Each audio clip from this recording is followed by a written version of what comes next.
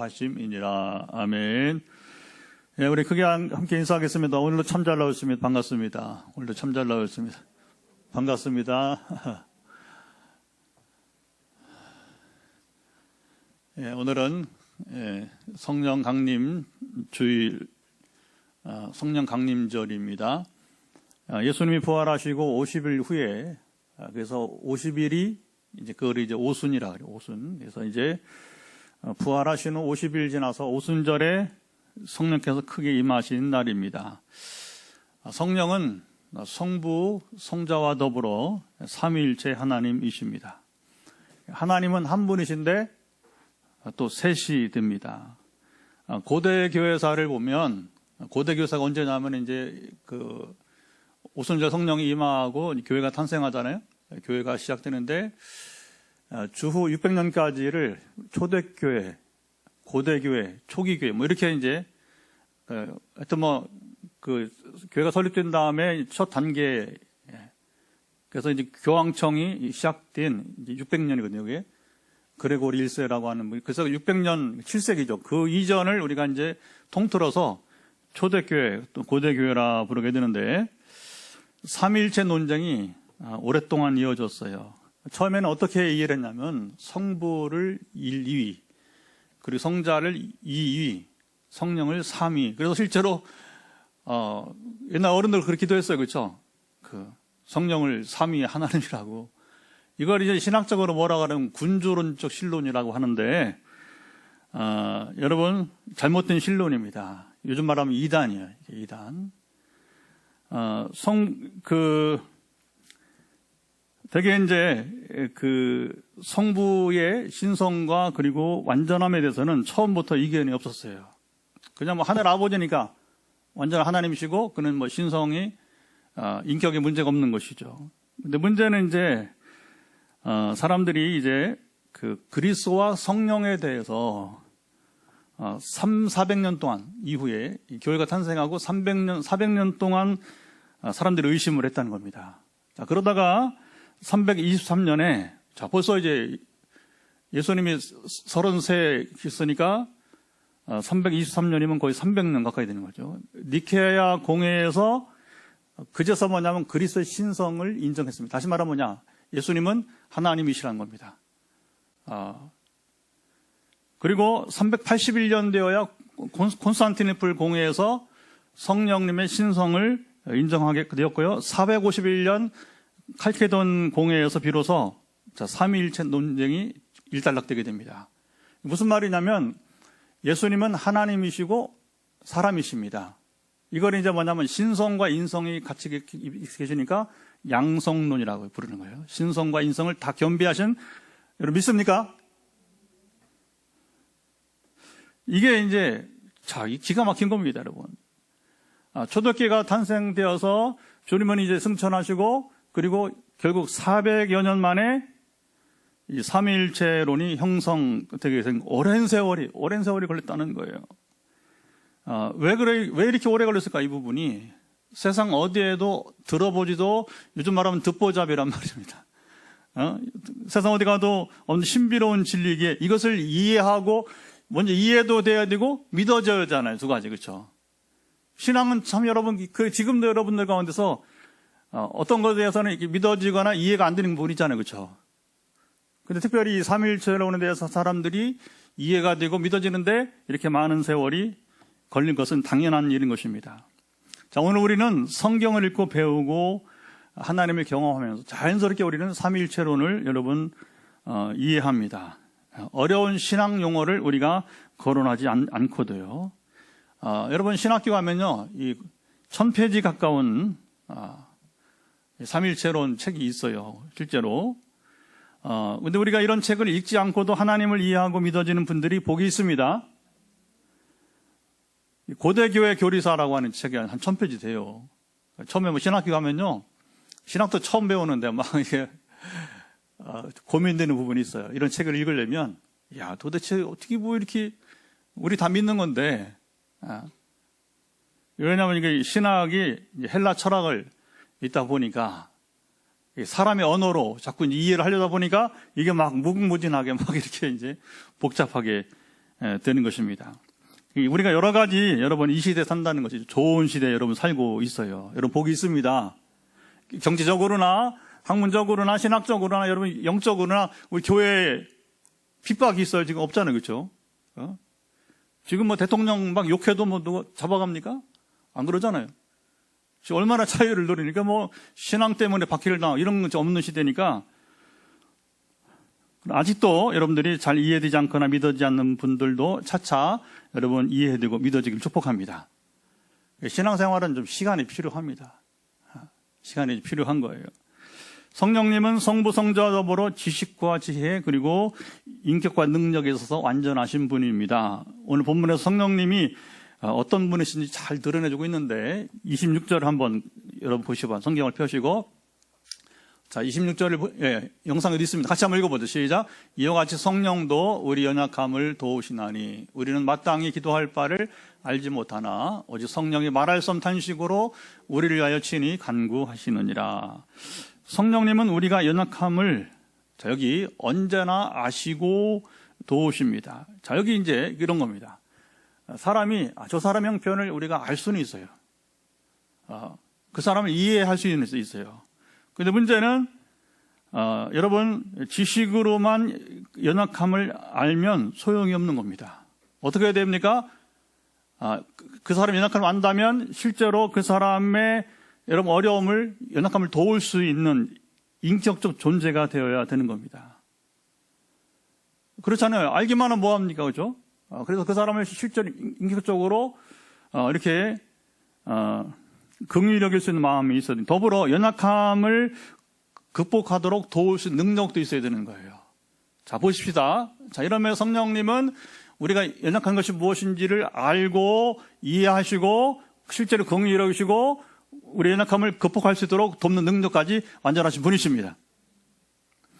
자, 26절에 그 놀라운 말씀이 소개되고 있는 겁니다. 오직 성령이 말할 수 없는 탄식으로 시작. 오직 성령이 말할 수 없는 탄식으로 우리를 위해 친히 간구하신다. 우리 다 뭐 많이 외우잖아요. 그렇죠?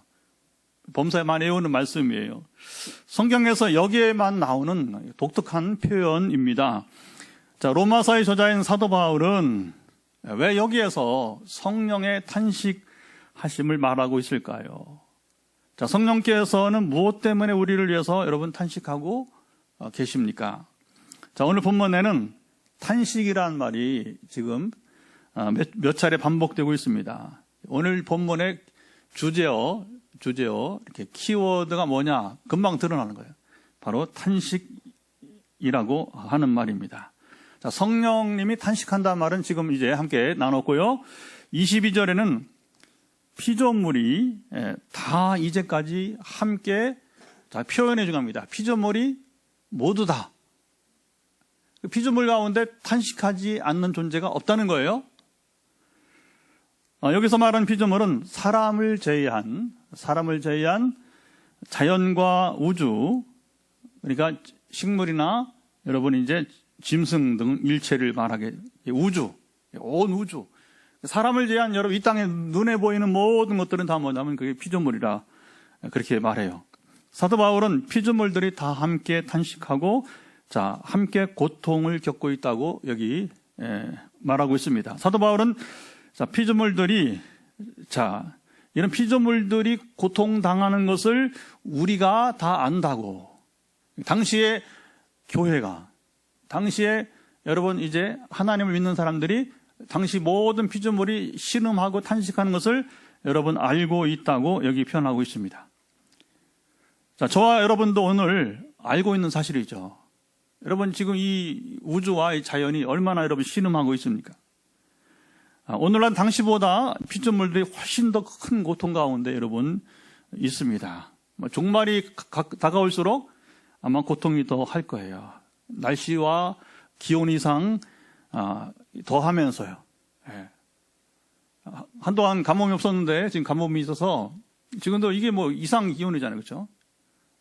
이제 뭐 6월 초인데 막 30도까지 올라가고 비는 오지 않고 비는 예보되었는데 지금 뭐 오는지 마는지 밀양에 지금 불이 났잖아요. 그렇죠? 그래서 이제 시민교회 남목사님이 이제 이게 믿을 게 없다는 거예요. 이게 과학 잘 믿을 게 없다. 왜냐하면 비가 온다고 해서 기다렸는데, 왜냐면 공기가 미량이 불 때문에 막 뿌옇고 막 먼지 나고 그러니까 이게 숨쉬기가 답답하단 말입니다. 비가 쫙 내려주면 이게 이제 불도 꺼지고 공기가 정화되니까, 할렐루야. 이게 돼야 되는데, 예보는 비가 온다고 했는데, 일부 지역은 조금 오고, 지금 여기는 남쪽은 더 안 오는 것 같아요, 지금 많이, 비가. 여러분, 때로 뉴스를 보면서 얼음이 녹으니까 곰이 갈 곳이 없잖아요, 그렇죠? 곰은 북극의 얼음이 있어야 되는 거예요. 그래야 그 얼음을 통해서 이제 중간에 올라오는 여러분 이제, 그 바다, 그 동물을 잡아먹고 살아야 되는 거잖아요. 그렇죠? 근데 곰이 그 얼음이 녹으니까 갈 곳이 없어요. 먹이가 사라지고, 이게 뭐냐면 피조물이 탄식하는 거예요. 그 중에 하나, 가령 탄식하는 것들이 그런 것이 되게 된 거죠. 사도 바울은 피조물이 탄식하고 당시 사람들이 다 알고 있는 바라고 말합니다. 탄식하는 정도가 그만큼 여러분 컸다는 증거예요. 자, 23절에는 피조물과 더불어 우리 누굽니까? 사람들까지도 탄식한다고 말합니다. 자, 그럼 왜 굳이 피조물과 사람을 구분하고 있습니까? 이 성경에서 이거 잘 봐야 돼요. 왜 피조물과 여러분 사람을 구분합니까? 사람만이 영적인 존재이기 때문에 그런 거예요. 사람만이 하나님의 자녀들이기 때문에 그런 것입니다. 그러니까 우리는 여러분 말 못하는 저 자연과 짐승과는, 이성 없는 짐승과는 차원이 다른 겁니다. 우리 사람들은 여러분 하나님이 주신 가장 여러분 만물의 영장이기도 하고, 그리고 더군다나 우리는 여러분 하나님 사랑하시는 자녀들인 것입니다. 그래서 항상 이렇게 피조 세계를 구분할 때에, 피조 세계를 말할 때 구분하고 있다는 거죠. 바울은 사람들의 탄식이 얼마나 심한지, 자, 24절에 소망 이야기를 꺼내고 있어요. 성경은 여러분 그냥 문맥이 그냥 이어진 게 아니고, 아주 정확하게 여러분 논리적이고 내용에 있어서 뭐냐면 이렇게 이음새가 있어요. 연결성이 정확하게 이어진다는 겁니다. 그럼 여기서 갑자기 왜 바울이 소망 이야기를 하고 있습니까? 우리가 소망으로 구원을 얻었다. 여기 자 분명히 말하죠, 그렇죠? 시작. 우리가 소망으로 구원을 얻었음에. 여러분, 구원은 소망으로 받아요, 믿음으로 받아요? 구원은 소망으로 받아요, 믿음으로 받아요? 예, 둘 다 맞아요. 여기 소망으로 구원받는다고 하잖아요. 잘 이해를 해야 됩니다. 구원은 믿음으로 얻는다고 성경이 말합니다. 그래서 창세기 15장 6절, 아브라함이 여호와를 믿으니 이를 그의 의로 여기시고. 믿음의 조상 아브라함이에요. 처음으로 나온 얘기예요. 누가 누구를 믿으니 하나님께서 그를 의로 여기셨다. 하나님께서 의롭다고 말하신 거예요. 그게 바로 믿음을 통한 여러분 구원이 아니겠습니까? 그리고 쭉 이어지다가 이제 예언서에서 하박국서 2장 4절 보면 오직 의인은 믿음으로 살리라. 시작. 오직 의인은 믿음으로. 이걸 이제 하박국 2장 4절을 사도 바울이 인용한 거예요. 로마서 1장 17절에서. 신약은 복음서와 서신서 두루 셀 수 없이 반복해서 구원은 믿음으로 말미암은 것이다. 에베소 2장 8절 더 정확하게, 그리고 이 믿음은 여러분 하나님의 선물이다 하는 겁니다. 선물을 돈 주고 산 사람 없잖아요, 그렇죠?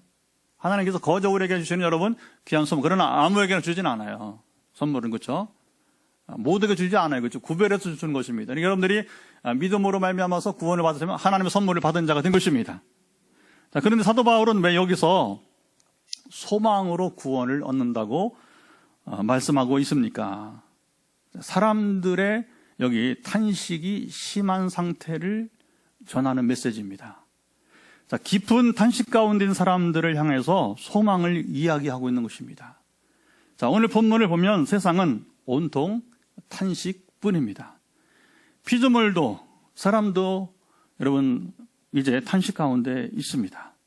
앞을 보아도 탄식, 뒤를 돌아보아도 탄식, 위를 본다고 역시 탄식, 그리고 아래를 보아도 탄식뿐입니다. 그런데 이거 오늘만 그런 게 아니라 바울 시대도 그랬다는 거예요. 세상은 예나 지금이나 탄식이 왜 그치지 않고 있을까요? 탄식하는 이 여러분 환경과 상황을 사람들은 스스로 해결할 수 없는 것입니까?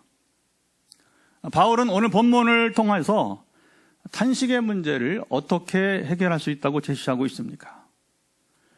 자, 사도 바울 때나 지금이나 변함없이 세상은 깊은 탄식 가운데 있습니다. 탄식이란 말은 근심이나 원망 따위로 한탄하여 숨을 내쉬는 것입니다. 또 그러한 숨이라고 하는 거죠. 탄식하면 막 깊은 한숨이 확 나오잖아요. 그렇죠? 그 영어로도 sigh. 거의 뭐 비슷합니다. 로멘테이션 뭐냐면 예레미야 애가라고. 이 탄식이란 것은 너무 슬퍼서 슬픈 노래를 부를 때 그 애가라고. 예레미야 애가. 탄식은 애가와도 같은 것입니다. 탄식의 원인이 무엇일까요? 자, 20절과 21절에 말씀하는데 피조물이 허무한데 굴복하고 그리고 썩어짐의 종로로 타고 있기 때문이에요. 세상은 자, 만물이 썩어져 허무한데 돌아가고 있어요. 자, 역사를 보면 자, 언제부터 피조물이 여러분 이 환경과 상황이 악화되고 여러분 시작했을까요? 인간이 타락하면서부터 바로 피조물의 탄식이 일어나게 됩니다. 자, 사람들이 하나님 말씀을 따라 살지 않고 타락을 하게 됩니다. 불순종이죠. 하나님께서 바로 인류 시조들이죠. 아담과 하와를 에덴에서 추방시켜 버렸습니다. 자, 이게 무슨 말이냐면 죄는 사람이 지었는데 사람의 죄 때문에 피조물이 이제 그때부터 상황이 악화되기 시작하게 된 것입니다. 자, 에덴에서 추방이라고 하는 것은 자 보세요. 지상에서 에덴이 사라졌다는 거예요. 더 이상 지상에는 에덴이 없습니다. 이게 무서운 거죠, 여러분. 물론 이제 성경 보면 장 3장 보게 되면 에덴 내쫓은 다음에 다시 못 들어오도록 이제 그렇죠. 거기에 막 불이 막 그렇게 돌면서 불칼이 막 위협을 하고 그러는데 그러나 여러분 지금 지구는 어디 가도 여러분 에덴 없잖아요. 그렇죠? 결국 그것을 표현하자 보면 뭐냐면 이 땅에서 사람의 죄를 범한 다음에 에덴이 소멸된 겁니다. 사라져버린 겁니다. 그만큼 뭐냐면 에덴의 상태가 사라지고 이제 피조물 상태가 악화되었다고 하는 거예요. 자, 에덴에 산 사람들이 힘들게 일하지 않고도 풍성함을 누리면서 영생을 할 수 있었습니다. 에덴에 추방된 이후에는 상황과 환경이 급격하게 비교할 수 없이 악화되었습니다. 자, 어떻게 말하느냐? 세상에 없던 엉겅퀴와 여러분 가시덤불이 생기게 되었어요. 창세 3장 18절 보면 이걸 뭐라 죄에 대한 하나님 심판 가운데 하나라고 하는 겁니다. 그래 이 자연이 여러분 없던 것이 생기게 돼요. 없던 것이. 그것 때문에 뭐냐 자연이 말하자면 이제 생태계가 이제 훼손되기 시작하게 되는 것이죠. 자, 죄는 사람이 짓고 탄식은 피조물도 함께 겪기 시작하게 되었어요. 사람들은 이후에 누구나 죽음에 이르고 사는 동안에는 노병, 늙고 여러분 병들고 누구나 경험하는 거잖아요. 그렇죠? 누구나 경험하는 거잖아요. 최근에 뉴스 나오는 거 보면 송혜 씨가 기네스북에 올라왔답니다. 단일 프로그램을 최고 수십 년을 했잖아요. 수십 년을. 그리고 최장수 90대 거의 중반까지 여러분 이제 대단한 어른이잖아요. 근데 지금은 얼굴이 많이 초췌해졌어요. 나이가 드니까. 근데 그게 이상한 게 아니고 우리가 다 겪고 지나갈 일이 아니겠습니까? 그렇죠? 그 늙는 모습입니다. 또 우리는 병들어 가고. 이런 비극을 당하고도 사람들은 여전히 죄에서 떠나지 못했습니다. 가인이 부모인 아담과 하와에 이어서 또 죄를 범했습니다. 자, 가인이 하나님을 떠나 살기 시작합니다. 죄를 다스리지 못했어요. 이게 중요합니다. 가인이 드린 제사가 왜 연락되지 않았는가? 왜 아벨의 제사 받으셨는가? 창세기 4장이 정확히 말합니다. 죄를 여러분 이기지 못한 겁니다. 여러분 우리가 죄를 다스리지 못하고 죄를 이기지 못하고 예배를 드리면 예배가 안 되는 거예요. 빨리 죄 문제를 해결해야 됩니다. 죄에서 떠나야 됩니다. 하나님을 떠나서는 안 되는 것입니다. 근데 우리가 세상살이 할 거 다 하고 주일 와서 저 왔습니다. 몸은 와 있어요. 몸은. 그러나 심각하게 생각해야 됩니다. 이 부분에 대해서. 한국교회가 지금 예배 왜 실패하는가? 가인이 되니까 실패하는 가인이 되니까. 속히 하나님 말씀하지 않습니까? 가인에게 죄를 다스리라는 겁니다. 죄를 이기라고 하는 겁니다. 죄를 다스리고 죄를 이겨야 우리가 예배 성공하는 것입니다. 예배가 회복되는 것입니다. 그리고 하나님 떠난 가인이 동생 아벨을 죽이고 말아요. 시기심 때문에. 그러나 시기심이지만 그게 바로 그의 본 모습이에요. 인류의 첫 형제 살해가 시작됐습니다. 자, 가인의 죄 때문에 피조물은 더욱 탄식하게 되었습니다. 가인의 죄 후에 하나님께서 내가 땅에서 저주를 받으리니, 무슨 말이냐? 내가 밭을 갈아도 땅이 다시는 그 효력을 주지 아니할 것이라 선포했습니다. 창세기 4장 10절 11절이에요. 또 최근에 뉴스를 보니까 충청도 어느 지역을 이렇게 사진으로 밭을 보면서 스프링클러로 막 이제 하는데 평년에 5%밖에 강수량이 지금 얼마나 가면 평년에 5%밖에 안 된다는 겁니다. 여러분, 우리가 지금 이런 일이 벌어지면 뭔가 해결할 게 있는 거예요. 가볍게 여기면 안 됩니다. 여러분, 우리는 하루를 지내면서도 죄를, 내가 얘기했잖아요. 예배실에 오면 죄 문제 해결하고 오라고 했잖아요. 그래야 여기 와도 예배가 된다고 했잖아요. 그죠? 그럼 우리가 여러분 하루가 아니라 여러분 지금 수개월, 지금 비가 안 온 지 수개월 됐다. 그러면 이게 뭔가 지금 우리 사회에 문제가 있다는 걸 인식을 해야 되는 거예요. 제가 말하지는 않겠습니다. 우리가 다 아는 바니까. 근데 그걸 여러분 우리가 정말 이 강단에서 기도할 때 비만 구하지 말고 해결을 해야 되는 거예요. 여러 감동을 주시는 대로 해결을 해야 되는 겁니다. 그게 각 교회마다 여러분이 회개가 울려 퍼져야 됩니다. 그리고서 비를 구해야 되는 거예요. 그런데 제가 주목을 해보는데 거의 회개 안 해. 거의 회개 안 해, 한국교회. 어떤 죄를 벌여도 어떤 죄 가운데서도 회개 안 해. 그리고 뭐냐면 복만 구합니다. 이게 기복주의예요. 그래서 한국교회 안 되는 거지. 어려운 거예요. 부흥이 안 되는 거예요. 우리 교회 강단은 열려 있습니다. 마음껏 표현은 괜찮습니다. 이게 중요한 얘기입니다. 그러나 자기 감정이 아니라 이게 진리에 입각해서 우리가 마땅히 기도할 바를 우리가 행해야 될 것입니다. 하나님의 말씀은 예나 지금이나, 자, 주목해 보세요. 영원히 재판장의 선언과 똑같은 효력이 발휘됩니다. 자, 보세요. 지금 재판장에서 우리는 이제 그 상소를 할 수 있잖아요. 항고를 할 수 있잖아요. 그렇죠? 대법원까지 가면 더 이상 소망이 없어요. 요즘은 뭐 또 헌법소원까지 가는 경우도 있긴 한데 극히 드물고요. 대법원까지 가서 이제 재판장이 여러분 선고를 내렸습니다. 집행이 됩니다. 더 피할 수가 없는 거죠. 사형에 처할 사람은 사형 이제 기다려야 되는 거예요. 그리고 징역형이 내린 사람은 징역 이제 살이해야 되는 것이고, 그리고 여러분이 이제 벌금을 내야 되면 벌금을 내야 되는 겁니다. 이게 이제 더 피할 수 없는 거죠. 그러니까 하나님의 여러분 선포는 뭐냐면 이 재판장에서 선포와 같이 효력이 바로 나타나게 된다고 하는 것입니다. 자, 이렇게 죄와 심판으로 얽힌 역사 가운데 피조물이나 사람들이 모두 탄식에서 벗어나지 못하는 악순환을 반복하게 됩니다. 자, 이 사실을 시대를 불문하고 사람들이 여러분 이게 인식하고 있다는 거예요. 바울의 얘기는 알고 있다고 하는 거예요. 사도 바울은 22절에 우리가 아느니라. 분명 22절에 우리가 아느니라 말씀하였어요. 피조물과 사람들은 이 절망의 늪에서 스스로 벗어날 수 없는 것입니까? 자, 바울은 이 문제에 대해서 자, 어떻게 답을 하는지 한번 우리가 여러분 보겠습니다. 자, 먼저 23절을 보면 23 사람들은 탄식하며, 자, 거기 말씀에 보이네요.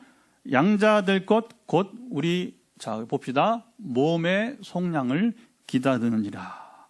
자, 여기 중요합니다. 몸의 속량을 지금 기다린다고 합니다. 바울은 우리가 탄식하며 살고 있지만 속량이 뭐냐면 구원을 기다리고 있다고 했어요. 자, 그런데 여기 보면 영혼의 속량이 아니라 뭐라겠어요? 몸의 속량이라고 합니다. 자, 우리가 그리스도를 믿음으로 여러분 여기 양자가 됩니다. 양자가. 하나님의 자녀인데 바울을 표현을 보게 되면 여기 왜 그냥 하나님 자녀라고 하냐고 양자라고 했습니까? 이게 뭐냐면 겸손한 여러분 표현인 것입니다. 바울은 항상 그 겸손한 표현을 좋아해요. 우리 마땅히 자녀가 된 것이 아니라 우리가 양자 되듯이 우리가 예수 믿어서 구원받은 건 양자 된 것이다. 그렇게 이제 바울만 써요. 다른 사람 안 써요. 괜히 겸손한 표현이에요. 마땅히 자녀가 된 것이 아니라 하나님의 은혜로 말미암아서 우리가 양자가 된 것과 같은 겁니다. 그리고 그리스도만 유일한 하나님의 아들이시고 자녀이시고 그렇게 구분을 해보는 거죠. 여러분 우리도 하나님 자녀이지만 여러분 예수님 하나님 자녀라고 하지만 그러나 예수님과 우리는 근본적 차이가 있다고 하는 거죠. 그렇게 구별할 때에 사도 바울이 양자라고 하는 표현을 쓰고 있게 됩니다. 자, 구원은 자 보세요. 영혼만이 아니라 몸까지 받아야 하는데 바울은 바로 이게 중요합니다. 이 몸의 구원을 이야기합니다. 자, 우리가 탄식하는 몸의 속량은 언제 이루어져요? 종말에. 여러분 부활 이후에 이루어지게 됩니다. 자, 영혼 구원과 더불어 몸까지 이루어지는 온전한 구원은 종말론적인 차원이에요. 사도 바울은 이때까지 탄식하며 기다리는 자들에게 바로 소망을 이야기하고 있는 것입니다. 자, 24절 25절을 보시면 자, 성경에 24절 25절 보면 자, 우리가 소망으로 구원을 얻고 자, 소망은 보이는 것이 아니다. 이게 중요한 거죠. 여러분 보이는 건 이미 소망이 아니에요. 그렇죠? 소망은 보이는 것이 아니다. 그리고 우리가 보지 못하는 것을 바라며 참아야 했잖아요. 그리고 인내 가운데 기다리라고 하는 겁니다. 소망은 무엇입니까? 눈에 보이지 않지만 그것이 반드시 이루어질 것을 믿으면서 오래 참고 기다리는 것. 이게 바로 소망이라고 하는 것입니다. 믿음은 구원으로 이루어지지만 영혼과 몸의 구원이 완전히 이루어지는 종말이 오기까지 우리가 여러분 승리하려면 소망이 절대 필요합니다. 그래서 그걸 뭐냐면 이제 사도 바울이 표현한 것이 소망으로 구원받는다는 얘기예요. 여러분들이 이 부분을 좀 더 실감나게 이해하려면 제가 자료를 한 존 버년의 철로역정, 제목이 뭐라고요? 철로역정. 하늘에 천국에 가는 그 인생 여정을 철로역정이라고 말해요. 그걸 영어로는 필그림스 프로그레스라 말하는데 뭐냐면 순례자의, 우리가 인생은 순례자의 여러분 우리가 뭐냐면 여정이라 그렇게 이제 정확히 말하면 그렇게 번역할 수 있는 것입니다. 애니메이션 영화가 잘 나와 있어요. 책도 어린이용 여러분 철로역정도 있고요. 요즘은 좀 더 이렇게 간추리고 또 쉽게 해서 또 그 이해가 어려우니까 뭐냐면 이제 그걸 이제 애니메이션 영화로 만들어서 아주 표현이 잘 되어 있습니다. 자, 소망이가 결정적으로 주인공 크리스천을 천국으로 가게 돕는 모습이 나옵니다. 이게 아주 실감나게 나와 있다는 겁니다. 그러니까 이 영화를 보게 되면 믿음, 소망, 교만, 이 사탄 다 뭐냐면 사람의 모습으로 나와요. 사람의 모습으로. 소망이가 하는 것은 뭐냐면 소망이가 사람 모습으로 나타난단 말입니다. 믿음이 사람 모습으로 나오는, 교만도 여러분 시기도 이게 다 사람의 모양으로 나타나는 거예요. 그러니까 이게 뭐 이렇게 역할을 하다 보니까 그게 뭐냐면 주인공 크리스천이거든요. 이 크리스천이 주인공인데 이 사람이 천국하는 노정 속에서 유혹도 하고 하잖아요. 그렇죠? 좌절도 하게 하고. 그래서 그 중에 뭐냐면 최종적으로 그가 천국에 입성할 때에 마지막에 천국에 뛰어들게 할 때 뭐냐면 소망이가 이게 중요합니다. 소망이 여러분 충만할 때 그게 믿어지는 거예요. 그리고 천국에서 이제 가서 깨어난 모습이 이제 마지막 장면이 나오는 겁니다. 그러니까 이 소망이 얼마나 중요하냐. 사도 바울은 이어서 성령님의 탄식을 언급합니다. 성령님의 탄식은 26절 우리가 마땅히 기도할 바를 알지 못하기 때문이다. 참 기가 막히는 상황이에요. 탄식 가운데 절망하면서도 사람들이 기도할 바를 여러분 알지 못하고 있는 모습을 생각해 보시기 바랍니다. 여러분 이런 일이 실제 세상에는 옛날에 지금이라 일어나고 있어요. 자, 지금 깨어서 기도해야 되는데 어떻게 해야 할 줄을 모르는 거예요. 여러분 정말 가장 답답할 때가 바로 인 것입니다. 바울이 이 말을 하는 걸 보면 자, 당시 로마 교회, 지금 로마서잖아요. 당시 로마 교회의 상황이, 근데 바울이 로마 교회는 아직 가보지가 않았어, 아직은. 나중에 이제 가잖아요. 제수의 몸으로. 아직 가보지 않은 로마 교회인데 로마 교회 소식을 듣고 있는 겁니다. 그러니까 로마 교회 상황이 무척 지금 큰 위협 가운데서 어려웠던 때를 그가 알고 있는 거예요. 너무 고통이 심하니까 기도조차 할 수 없는 상태인 것입니다. 이때에 성령께서 우리 가운데 개입하시는 것입니다. 그것이 바로 뭐냐? 성령님의 탄식입니다. 성령께서 우리를 위해서 친히 간구하신다고 합니다. 성령께서 우리를 위해 하나님 간구하시는데 27절 성령이 하나님의 뜻대로 27절 성령이 하나님의 뜻대로 성도를 위하여 어떻게 하신다? 친히 간구하심임. 여기 하심이니라. 우리는 기도할 바를 모르는데 성령께서는 자 보세요. 하나님이 원하시는 대로 반대로 우리를 위해서 기도하신다는 겁니다. 자, 우리를 긍휼히 여기시는 성령님의 사랑이 여기 있는 겁니다. 이게 목회할 때 참 어려울 때 그때예요. 그때는 할 수 없습니다. 뭐라고 해도 하냐면 성령님이 신방해달라는 거예요. 지금 이 자리도 여러분들이 사람이 가서 해결할 수 없는 성령님이 오셔야만 해결될 수 있는 분들이 있을 겁니다. 그걸 위해서 우리가 지금 중보하면서 성령님 반드시 여러분 오늘 말씀대로 신이 여러분을 위해서 간구하신 역사 있기를 바랍니다. 저는 이런 경험이 있었어요. 그 간증을 들으니까 저를 그렇게 미워했답니다. 전에 있던 교회에서 간증을 시켰대요. 세상에 아주 깜짝 놀랄 만한 간증을 하는 겁니다. 그런데 성령이 임하셔서 권사님인데 지금은 좋은 관계를 지금까지도 개척하고 좋은 관계를 지내는데 네가 왜 내 종을 미워하느냐 하면서 성령 책망을 하시더라는 거예요. 책망을. 그러면서 이제 미워하지 말라고. 여러분 이 감정의 문제를 누가 해결할 겁니까? 성령님이 신 간구하신 거예요. 권사님 그걸 알은 거예요. 알고요.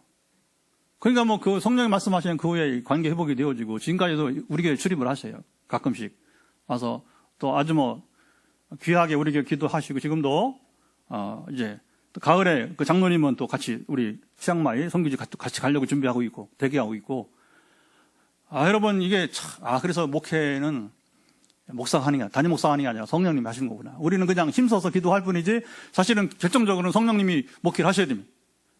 성령님이 여러분 선교를 하셔야 되는 것입니다. 매주 보면서 우리 오늘도 남성 동무들이 안 보이네 몇 명이 이렇게 그래 마음이 아파요. 실제로 마음 여러분도 느낄 겁니다. 근데 나원 형제 또 나와주니까 나원 형제 보면서 또 소망을 갖고 이게 시속게임하네 시속게임 누가 한 번은 누가 근데 할 수 있는 거 하나밖에 없습니다. 성령님께서 우리 형제들을 만나 주옵소서. 우리 작년 성탄절부터 올해까지 6명 남자들 세례 받았는데 하여튼 그 6분을 다 하나님께서 지켜주시기를 소망합니다. 자, 인류 시조의 타락과 에덴에서의 추방 후 사람들과 피조물의 상황은 크게 악화되었습니다. 자, 오늘 설교 제목과 같이 피조물이 함께 탄식. 시작. 피조물이 함께 탄식하는 상황이었습니다. 소망이 없는 삶의 연속이었어요. 하나님께서는 피조물과 사람들이 절망 가운데 죽어간 것을 보고 계시지만 하지 여러분 않습니다. 이게 중요한 겁니다. 하나님은 그래 너희들이 죄를 범했으니까 이놈들 한번 당해봐. 그러면 부모가 아니에요. 부모가. 아버지가 안 된단 말입니다. 아버지는 그래도 자식이기 때문에 끝까지 자식이에요. 끝까지 아버지. 저는 우리 3남매 여러분 이제 어쨌든 간에 우리 부부를 통해서 낳은 이상은 우리 자녀예요. 포기할 수 없는 겁니다. 하늘 아버지는 우리를 여러분 지으셨기 때문에 우리를 포기하지 않으십니다. 사람은 포기할지 그러잖아요. 성경에 사람은 세상의 부모는 포기하느냐? 나는 포기하지 않는다. 여러분 하늘 아버지 사랑은 여러분 세상 부모와도 비교할 수 완전한 사랑이 것입니다. 할렐루야. 그래서 하나님은 우리 인류가 여러분 탄식하는 가운데 절망 가운데 죽어가는 것을 보기만 하지 않으시고 인류를 위한 속량 구원 계획을 세우셨어요. 그리고 인류만이 아니라 피조물도 허무하고 썩어짐의 중으로 탄 데서 해방되는 날을 여러분 계획했어요. 그런데 이게 중요합니다. 사람의 죄를 짓고 피조물이 탄식하듯이 그러니까 피조물의 탄식이 끝나려면 어떻게 돼요? 사람이 속량 받으면 그때 끝나는 거예요. 이게 중요합니다. 사람의 죄 문제가 해결되면 어떻게 됩니까? 바로 이 땅이 천국이 되면 피조물의 탄식도 끝나게 되는 것입니다. 아멘. 근데 우리가 그 하나님 나라를 이루지 못하고 있다는 거예요. 이게 중요합니다. 여기 주목해 보세요.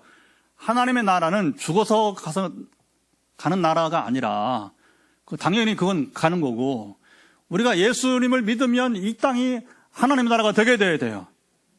의로운 나라가 되어야 됩니다. 공의로운 나라가 되어야 됩니다. 우상을 타파해야 될 것입니다. 근데 이게 안 된다는 거잖아요.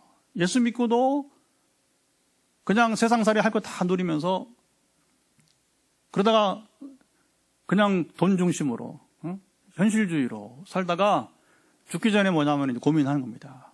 내가 천국에 갈 수 있을까? 이게 교회는 다니면서도 비참한 한국교회 모습이란 말입니다. 어떻게 살아야 됩니까? 우리는 여러분 죽기 전까지 뭐냐면 두려워할 것이 없어야 될 것입니다. 이 땅 하나님 나라를 세워간다면 죽음은 아무것도 아니에요. 잠깐 통과가 되기 때문에 여러분 죽어 천국하는 염려할 게 아니라 내가 아직까지 이루지 못한 하나님의 나라가 무엇인가를 여러분 내다보면서 지난 여러분 4월에 부산의 수영록에 정필도 목사님 돌아가셨잖아요. 근데 그걸 녹음을 다 했더라고요. 녹음을 마지막 정말 임종 기도죠. 그게 임종 기도는 보통 이제 그 고인이 죽기 전에 이제 목사님이 하는데 목사님이 교회를 기도하고 돌아가신 거예요. 이제 말하자면 거꾸로. 근데 정말 힘을 다해서 이 어른이 2월까지 설교하시고 80세밖에 안 됐는데 코로나 영향이 있었다고 하더라고요. 하나님 정한 시간이 왔기 때문에 그런 건데 그게 멋있는 인생이에요. 멋있는 인생. 정말 마지막 숨이 멎을 때까지 뭐냐면 이제 당부하는 겁니다. 당부하는 겁니다. 그 얘기를 기도를 여러 번 들어보세요. 유튜브에 나옵니다. 이분이 정말 참다운 하나님의 사람이었구나. 끝까지 이 땅에 하는 나라를 세우기 위해서 분투했던 한 노종의 여러분 기도를 한번 들어보시기 바랍니다. 여러분 이런 삶을 누리시기 바랍니다. 그러니까 피조물의 탄식은 뭐냐? 우리 인류의 속량, 구원이 완성되는 때 이루어지게 되는 것입니다. 모두가 하나님 만드신 피조물입니다. 하나님께 친히 창조하신 세계를 회복해 주시겠다고 하는 선언인 것입니다. 에덴 동산에 회복이 된다는 거예요. 지상에 에덴이 사라졌습니다.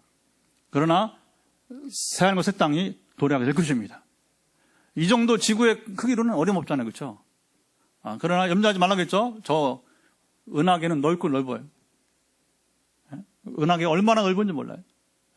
지금도 여러분 이제 끝없이 저 태양계를 벗어나서 은하계를 지금 여러분 떠도는 지금 우주선이 있지 않습니까? 그것 때문에 이제는 너무 거리가 멀어서 뭐냐면 이제 전송을 여기를 지구로 전송해주고 이렇게 오고 가는 시간이 굉장히 오래 걸려요. 얼마나 우주가 방대한지를 여러분 하나님 오늘 광대하시니 염려하지 마세요. 여러분 세상에서 어떻게 될지는 이 지구 가지고 생각하지 마시고 광활한 우주를 보시기 바랍니다. 할렐루야. 복락원이라 부를 수 있습니다. 사도 바울은 영원구원이라고 말하지 않고 여기 다시 한번 몸의 속량이 이루어지는 때라고 말했습니다. 참 멋지고 적절한 표현이에요. 탄식 가운데 사는 사람들에게 최고의 소망이 되는 복음 메시지입니다. 여러분 어떤 종교 철학에서도 여러분 말하지 못하는 메시지입니다. 우리의 몸은 영혼과 동일하게 존귀합니다. 잘 들으세요. 영혼은 귀하고 몸은 천하지 않아요. 이게 영주주의라고 했어요. 이 구원파 이런 사람들이 그렇게 따른단 말입니다. 하나님께서 우리를 만드실 때 영혼과 몸 두 가지 다 모두 존귀합니다. 사람들의 죄로 인해서 몸이 죽고 말았습니다. 종말이 오면 우리 몸이 다시 살게 될 것이고 부활이죠. 온전한 몸으로 영원히 살 것입니다. 가장 건강한 상태의 모습으로 우리가 영원히 살 줄 믿으시 바랍니다. 이 일은 우리를 위해 탄식하시며 친히 간구하시는 성령님이 하실 것입니다. 성령님이 완전한 권능으로 이루실 것입니다. 여러분 십자가에 죽으신 그리스도를 여러분 일으키신 분이 누구십니까? 성령님이. 우리가 여러분 죽어서 장차 다시 살고 누가 일으켜? 우리를 일으켜. 그리스도를 일으키신 여러 성령 다시 우리를 모든 인류들을 여러분이 다시 부활시키게 될 것입니다.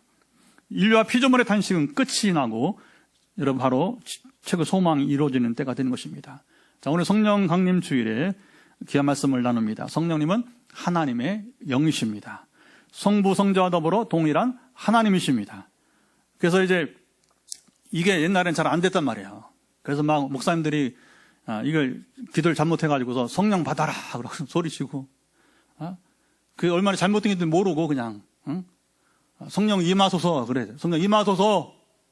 이곳에 옷이 없어서 우리 가운데 옷이 없어서 우리가 모셔야 되는 거예요.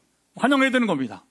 근데 이걸 잘못 표현하고 막 성령 받아라 하고 희한한 기도 같아서 신학이 잘못돼서 그렇게 된 것이죠. 하나님 우리가 명령하셨습니다. 초청해야 됩니다. 우리가 여러분 하나님 초대해야 될 것입니다. 성부 성자께서 우리를 한없이 사랑하시고 함께 하시듯이 성령께서도 우리를 한없이 사랑하시고 그리고 여러분 영원히 함께 하십니다.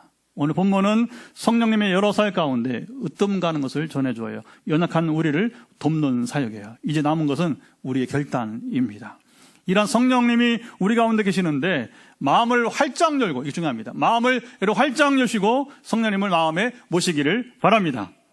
성령님은 환영하는 자에게만 여러분 임하세요. 이게 중요합니다. 누구한테 임한다고? 성령님은 환영하는 자에게만.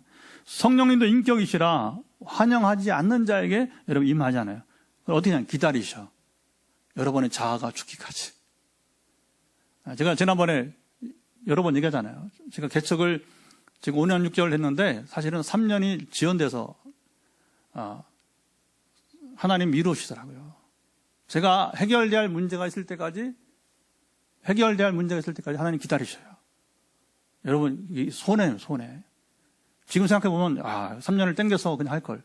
쟤네 보니까. 나이는 들고, 이제 세월이 가니까 3년 더 빨리 했으면 오히려 낫겠다 하는 그런 생각, 때로는 후회가 된단 말입니다. 그러나 할 수 없어 하나님 기다리시는 겁니다. 제가 변화되고 제 자아가 죽을 때까지, 여러분, 십자가에 나를 못 박을 때까지 하나님 기다리시게 되는 거예요. 우리 교회는 성령님이 함께 하시며 설립되었습니다. 성령님이 임하시는 교회입니다. 이곳에서 함께 예배드리고 찬양하며 기도하는 들에게 성령님이 임하십니다. 모든 예배 시간에 개인적으로 여러분 교회 와서 기도할 때에도 여러분 이제 예배가 아니라 할지라도 기도 시간에 개인 기도, 둘이 기도, 셋이 기도 관계없습니다. 새벽 기도, 저녁 기도, 전화 기도 참 신비롭잖아요. 전화 기도에도 여러분 지역을 물러나고 하나님 들으시니까 성령이 임하시니까 여긴 성령이 공간을 여러분 초월한 것입니다. 할렐루야. 최근에도 이 목 디스크 지금 고생하는 전도사님이 자기도 믿음 있다고 생각했는데 이게 안 됐단 말입니다. 병원가 치료받고. 근데 한두 주밖에 안 됐는데 지금 목 디스크가 풀어져갖고 지금 통증이 사라지고 있다고 하니까 여러분 이런 일들은 허다하게 일어나게 되는 것입니다. 우리가 여러분 이렇게 기도할 때 우리를 탄식하시며 간구하시는 성령님이 함께 하심을 믿으시기 바랍니다. 이 사실을 믿고 성령님을 의지하는 자만이 오늘 성령 강림 주일인데 중요합니다. 성령님을 만나야 하잖아요. 여러분 성령을 만나야 하지 않습니까? 성령님과 함께 하면 실제를 누려야 하지 않겠습니까? 그래서 우리 다 같이 일어나서 찬송하면서 성령님을 환영하고 함께 하심을 여러분 우리가 기도했으면 좋겠습니다.